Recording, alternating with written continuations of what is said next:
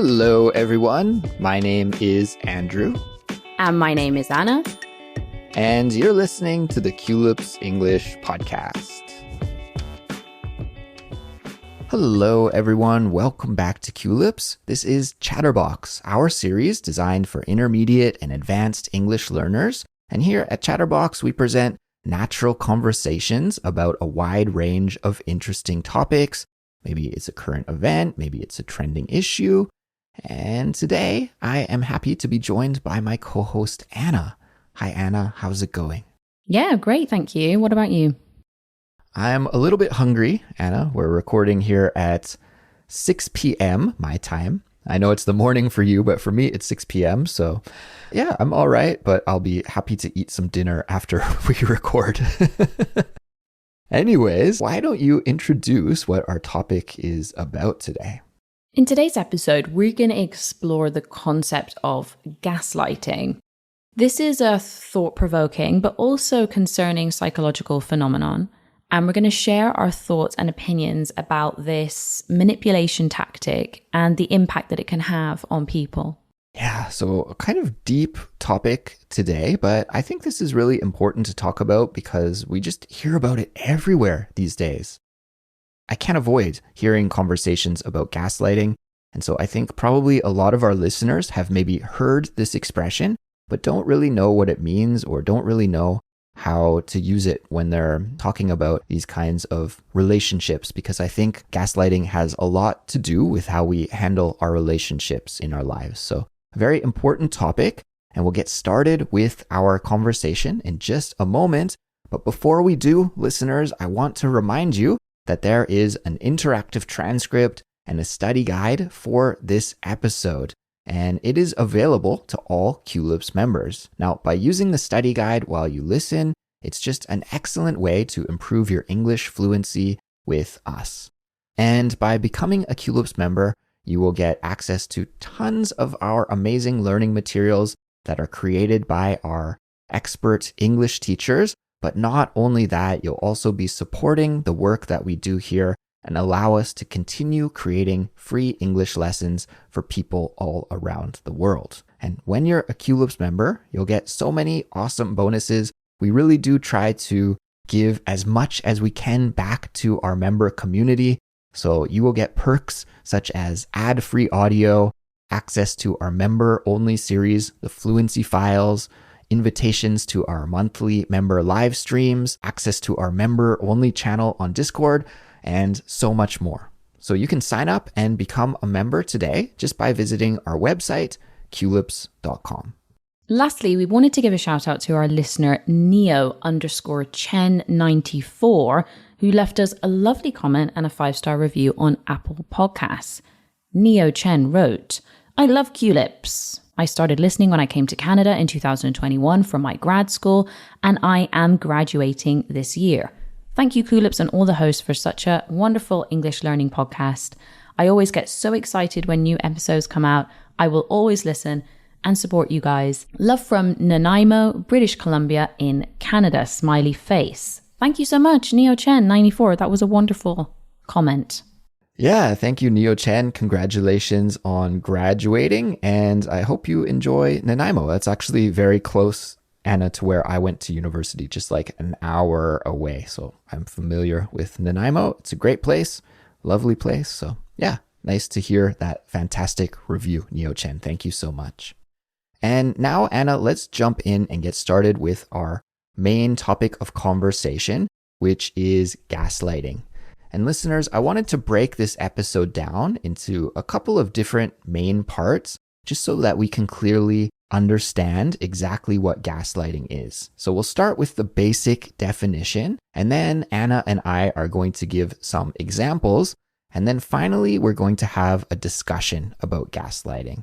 So you could consider this episode to be a 3-parter, and we'll segment it that way, just so that the conversation is easy to follow along with. And so, yeah, we'll begin with our definition, gaslighting. So gaslighting is, as you mentioned earlier at the top of the show, Anna, it's a psychological manipulation tactic. And manipulation is when you try to change somebody else's mind, right? And maybe you do that in a dishonest way, right? We can manipulate people in a good way or a bad way, but usually I think manipulation is considered to be something that's bad. So when we do this kind of manipulation to try and change somebody's opinion or what they think of themselves or what they think about a situation, well, we can call that gaslighting, and it can have a really big impact on our mental health and our emotional well-being. That's right, Andrew. And gaslighting is known as being a really subtle kind of emotional abuse that involves making somebody doubt their own perceptions, memories, and even their own sanity. So they start kind of feeling like, am I going crazy? Like, is that what happened? And it can really occur in various different types of relationships, romantic, but also family relationships, and even actually in the workplace as well. Mm-hmm. Yeah, I think it's actually really common in the workplace, maybe more than we think, because it can be really subtle and it can take place over a long period of time. So gaslighting typically involves different kind of tactics or strategies that the abuser, who is the person who is doing the gaslighting, uses to try and deceive someone or to confuse someone or to control someone. And so I wanted to break down some of these fundamental components of gaslighting. And there are many, but I thought, well, let's just talk about some of the main 4 fundamentals of gaslighting. And the first up is denial. And denial occurs when the gaslighter denies that certain events or conversations took place. So in this kind of context then, the gaslighter might say something like, I never said that, or you're making that up. And I think probably everybody that's listening to this right now, and Anna, probably you can agree with me as well, that you've had this kind of situation, right? Where you're in an argument with someone. Maybe it could be a coworker or a friend or a romantic partner. And yeah, you get into an argument and they try and manipulate you, right? Change your thinking by denying that something ever took place. Absolutely. If we move on to the next one then, trivialization, which is where gaslighters often minimize the victim's feelings or concerns. So they might say something like, you're too sensitive, you're being too sensitive, or you're overreacting. I think you're reacting too much. These are kind of those typical things that people will say. And like you said before, Andrew, maybe you've heard somebody say that to you before when you really don't feel like you're overreacting. And so what they're saying doesn't really match with how you feel. Right. So in this kind of situation, the gaslighter is not appreciating the depth of your feelings and is writing them off and saying like, oh, just calm down, settle down. It's not a big deal. You're too sensitive. You're overreacting to this kind of situation. Yeah, exactly. Okay, so the next one then is projection. And projection occurs when the gaslighter places the negative qualities or behaviors onto the victim. So they're doing something bad themselves, but they actually blame the victim of doing those things. For instance, if the gaslighter was a liar and was being dishonest, then they might accuse the victim of being a liar, saying, hey, you're lying to me. So it's this kind of projection of the gaslighter's behaviors onto the victim's behaviors. And then the fourth thing is withholding. And this is about when the gaslighter would withhold affection, attention, or approval. And that ultimately makes the person feel unworthy, inadequate, unloved. So that's the fourth kind of main thing that is involved, or one of the main ways that gaslighting transpires in day-to-day relationships. And probably, a long-term gaslighter who is gaslighting and manipulating their victim to a big extent, they're going to be doing all of these things at the same time, right? It's not like that you're only doing one. I would imagine that really severe gaslighters are doing all of these things at the same time. And gaslighting is particularly damaging because slowly over time, it can erode or destroy the victim's self-esteem and cause them to question their own reality.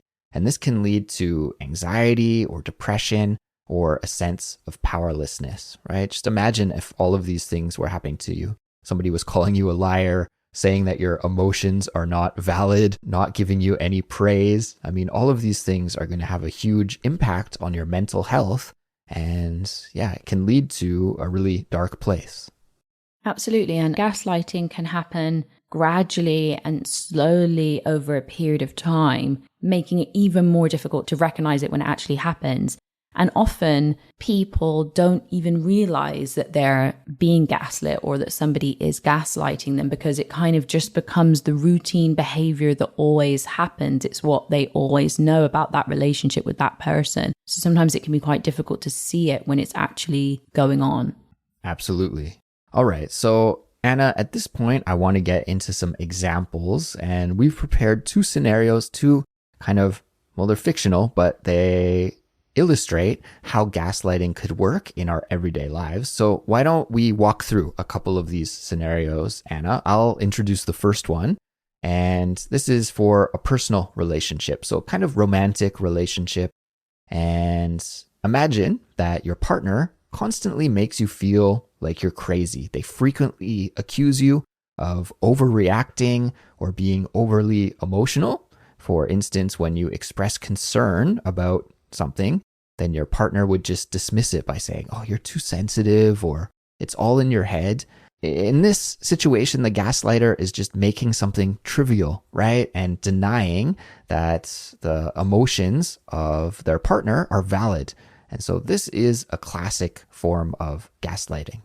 Right. And maybe let's take a look at another example in a different context, this time at the workplace.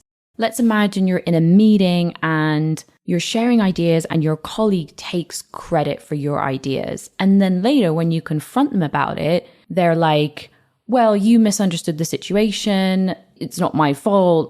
And they never really acknowledge your contribution. This is an instance of denial and projection, one of those areas that we talked about before, where they're reflecting their actions onto you. And again, this is a form of gaslighting that you might find in the workplace. And I'm curious, do you know where this expression comes from? Like the etymology or the origin, gaslighting? Have you heard about it before?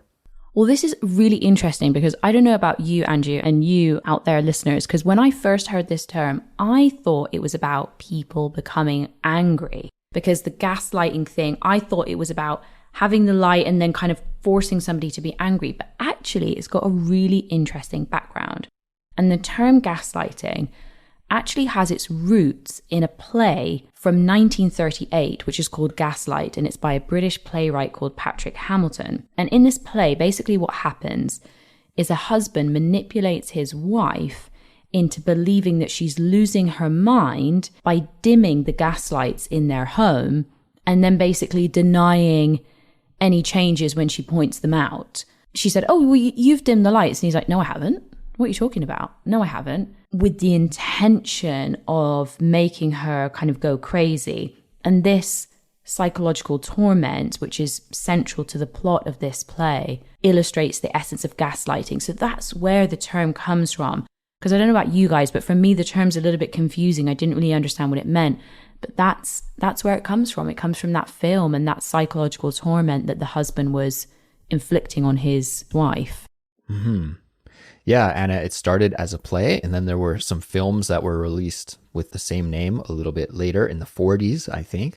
But it wasn't until the 1960s, many years after the play was first released, that psychologists adapted this term and started to use it as a verb to talk about the act of manipulation in relationships. So I thought that was interesting. And at this point now, Anna, why don't we jump into our discussion about gaslighting, because this transitions nicely to the main discussion part of the episode. And I wanted to ask you about this, about when you first started to hear the expression used in your everyday life by family and friends and in the media. I guess it's like you said in the intro, it's really a term that's been bounced around a lot recently. And you see a lot of articles about it. And now that it's much more open in terms of talking about things to do with mental health and relationships, it seems to be a term that's come up quite a lot. But I think the first thing, honestly, I'd like to say about this is that of course, there's gaslighting that goes on, and that's when somebody's trying to be manipulative. But there's also are times when, like, for example, I'm thinking about my partner and he'll say, well, I never said that. And he's not gaslighting me. He actually believes he never said that, right? So there's times when people say these things, but they're not gaslighting. It's that they genuinely say, well, I don't remember that. I'm not sure if that happened. And there are times when people genuinely overreact and you're like, I think you are overreacting. So I think the one thing I would say in this is that, of course, gaslighting happens when people are trying to manipulate the situation. But there are also times when people say, oh, I don't think I said that actually, when they genuinely think they didn't actually say that. Do you know what I mean? So I think, you're not, if somebody says that, it's not an immediate gaslight, I guess is what I would say. Because I think there's a danger that everyone thinks, oh, well, every time somebody says they don't remember, it means they're gaslighting me. I think, you kind of get a sense of when somebody's trying to manipulate the situation. What about you, Andrew? When did you start to hear about it and the concept of it and what it means? Yeah, it was not too long ago, maybe within the last 5 years or so, it really started to become popular. And actually, Anna, this is one of those things that I didn't really know what it meant either. It just sort of came out of nowhere. And it was like, it's kind of a heavy topic. It's not just some basic thing. And because there's not really a connection with the expression and the meaning, unless you had seen that play, then maybe you would have understood. But I was a little bit confused too. Like, what exactly is gaslighting? Like, what's going on? And it did take me a little while to understand what it was about exactly. And I think you raised a good point, Anna, is that, a lot of the behaviors that we talked about earlier doesn't necessarily mean that if you're doing one of those things that you are an abusive person or you are a gaslighter. I mean, I've probably done a lot of those things myself, just in very subtle ways. And I'm not trying to like abuse or manipulate the people that I'm dealing with on a daily level. But yeah, sometimes we forget that we say some things. I know that happens to me sometimes, and I'm not usually aggressive in that situation. I'm not like, I never said that, you're crazy. But I might say something like, oh, did I say that? I don't really remember saying that. And that could, I guess, maybe have the same effect. And perhaps somebody might think that I'm trying to gaslight them. But in that kind of situation, maybe it's more like I actually didn't remember that I had promised something or said something. So yeah, I think that's an important distinction. Some of these behaviors could just be normal human behavior, but then sometimes, definitely people could be out there to psychologically manipulate others as well. Absolutely, yeah. It's all about the intention, right? Like, what's the intention?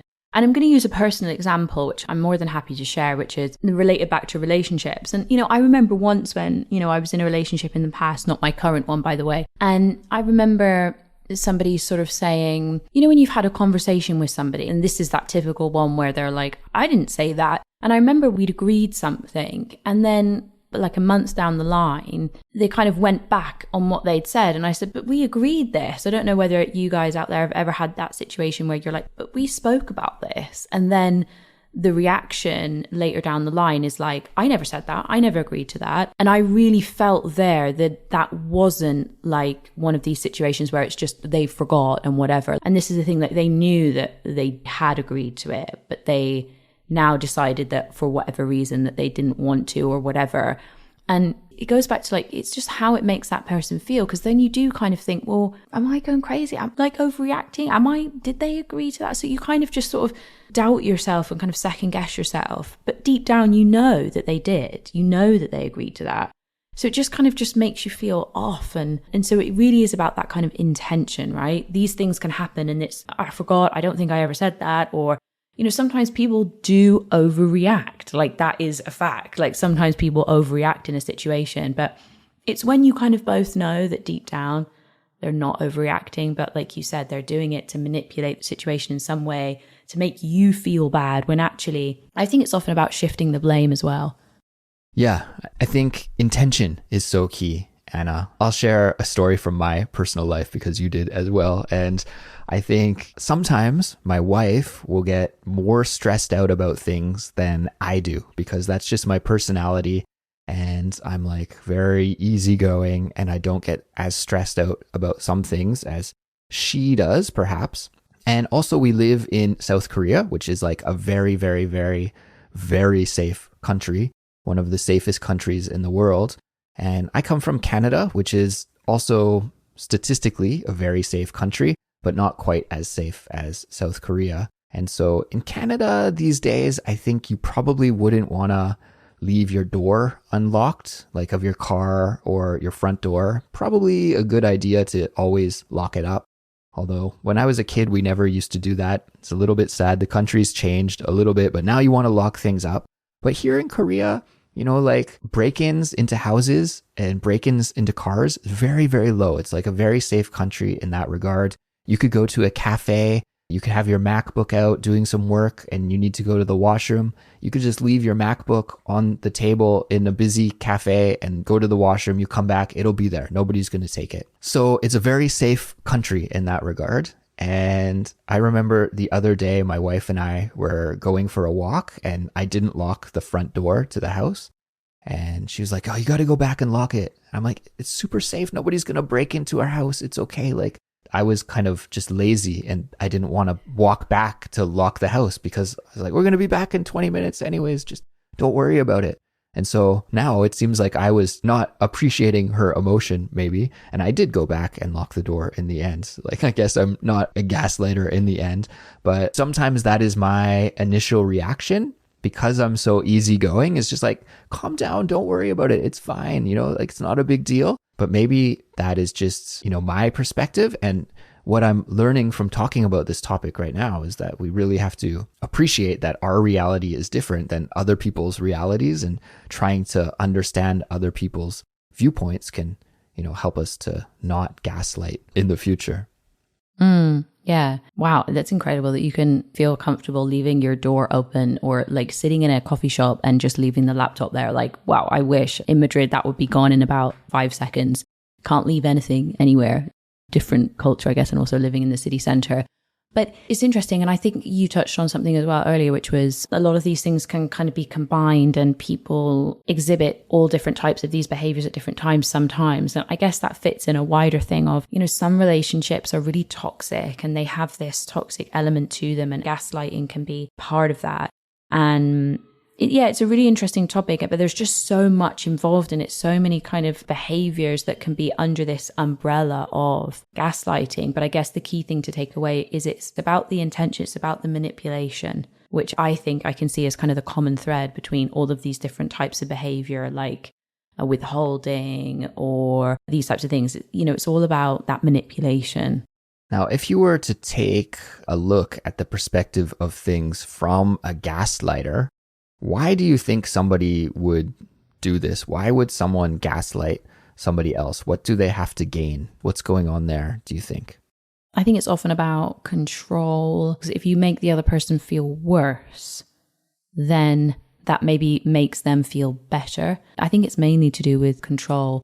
Because if you can make somebody feel bad and second guess themselves, then maybe you are in some way having more of a control over them or more of a control over how they feel. Or maybe it's like deflection, you've done something wrong, but you kind of just want to push the blame on somebody else, and then that makes you feel better. I'm not sure. What do you think, Andrew, from a gaslighter's perspective? I think people would do it without even realizing as well. I think that's also a point to say, is that even though it's intentional, I think some people will do it and they won't necessarily realize that they do it, perhaps. Definitely, there are some people who are just, very emotionally and psychologically immature, and they don't even realize what they're doing. They're not even aware of their actions, right? So, we used this language earlier, like victim and abuser, and I think those terms are correct. Like, we could say that, somebody who is gaslighting somebody and manipulating them and emotionally tormenting somebody else, they are an abuser. But I don't think in all cases, everybody is always aware of their actions. Like, it does take some self-reflection, and you need to think about your actions, right? And if you don't do that, then maybe you're just doing it subconsciously, perhaps. So I'm not a psychologist, so I don't want to spew off too much, but I do think sometimes it could be unintentional. But I was going through my mind to try and find some examples of gaslighting behavior that I've seen maybe in some different workplaces that I've been in. And none really came to mind, like this kind of manipulation where you're maybe withholding affection. Remember, we talked about that earlier. And of course, in a workplace, it's not appropriate to be affectionate usually, but we can give compliments, right? Like, oh, that was an amazing presentation or nice job in the meeting. And I could imagine in that kind of workplace situation that maybe, a boss or coworkers wouldn't give those kind of compliments to try and make somebody feel like they're starved for that kind of recognition in their job. But I've actually seen the opposite, a different kind of manipulation, which is doing the opposite, where you're like, wow, you did such a great job at this week's presentation that you should do it again at next week's presentation. Like where they're buttering somebody up to try and get them to do extra work. And I've definitely noticed that in some past offices that I've worked in. So it's like kind of the opposite, but still it has the manipulation at its core. That's something that it has in common. So yeah, I guess there's a lot of different ways that we can manipulate people, but personally, I can't really think of any office examples of gaslighting, although I have been witness to the opposite kind of buttering people up.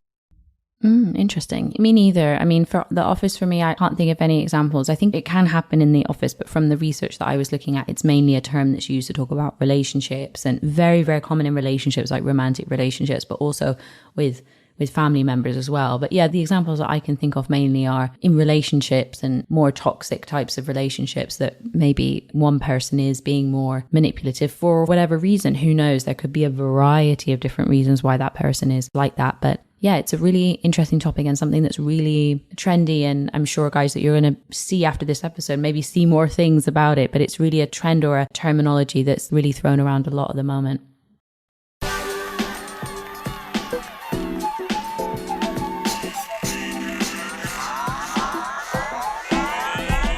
Well, everyone, that brings us to the end of this episode for today. We hope you enjoyed the discussion and found it beneficial for improving your English fluency.